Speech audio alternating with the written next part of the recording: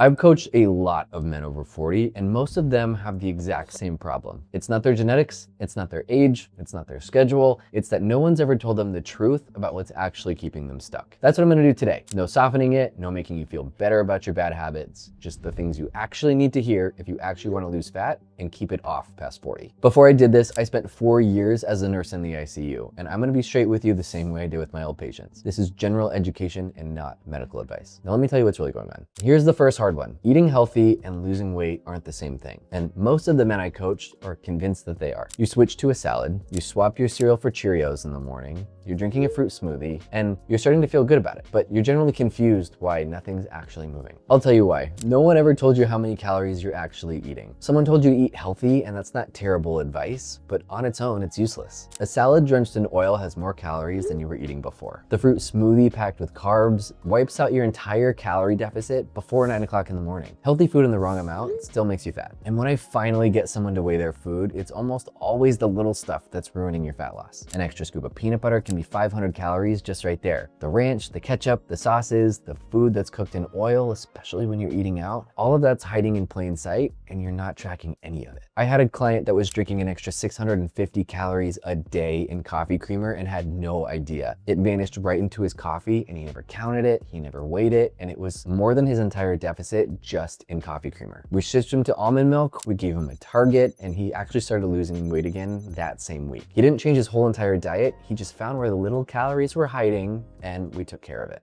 The next thing guys lean on is cardio, and I need to take some of the shine off of it. Cardio is just the cherry on top, nutrition is the cake. But everyone's got it backwards because the treadmill and the step counter light up and they tell you that you burned 1,000 calories, and frankly, that's just not true. These tools are just a guess from a machine, and realistically, you're only burning a few hundred calories if that. In my experience, a hard 45 minutes on the treadmill burns about 1 to 200 calories. It's not nothing, but it's not the number that's on your screen, and it's a miserable way to try to earn the calories that you could have just not eaten to begin with. On top of that, hard cardio piles on the fatigue and it's not fun. And for a guy who's over 40, that time is much better spent on your actual life. If you want to move, just go walk. Get your steps in. It's a slower gear that burns fat much faster and you can actually do it without wrecking yourself. Don't stand on the treadmill for an hour thinking you just undid dinner. When someone tells me, look, I tried keto, I tried fasting, and none of it works for me, I've got to be honest, it's not the diets that failed. You just didn't do them right. I've got a client who's a gamer and he loves to snack on pretzels while he plays World of Warcraft. It was a thing he really enjoyed, so we just built in a half a bag of pretzels straight into his meal plan,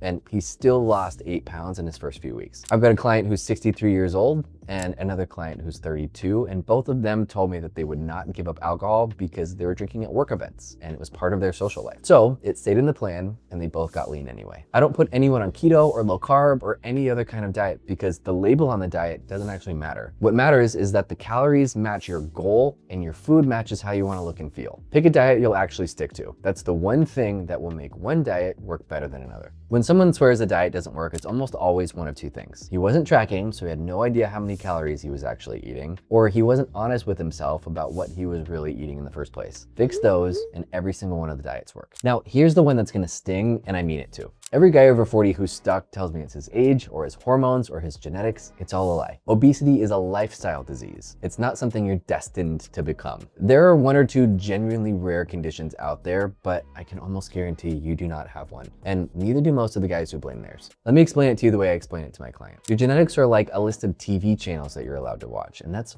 all they are. Your habits pick which channel is actually playing. Eating out, not moving around, sitting on the couch, playing video games. That's the channel that leads to obesity and heart disease. Going on walks and watching your calories and eating real food. That's a different channel on the exact same TV. Nobody handed you the channel that you're on. You picked it and you can change it. And when guys tell me their body just won't let go of the weight, my clients keep proving the opposite. The average guy loses 5 to 6 pounds in just their first week and cannot believe how fast it actually comes off when you lose fat the right way. My fastest was 10 pounds in just 7 days. I had a client this week lose 7.5 pounds in 7 days. So when a client tells me they only lose 1 or 2 pounds a week, I never blame their genetics. It's just a behavior that we haven't fixed yet. I think about my own mom with this one. She's got osteoporosis, which is genetic, and she goes to the gym anyway. She eats out, she goes on walks all the time, she hikes religiously, and she's never had any problem with it. The genetics are there, she's predisposed to it, but she just didn't let them choose her life for her. She's healthy and she's thriving in her 70s because she took ownership, and you can too. The next one goes deeper than any of it, and it's the thing no coach ever sits down and actually talks out with you.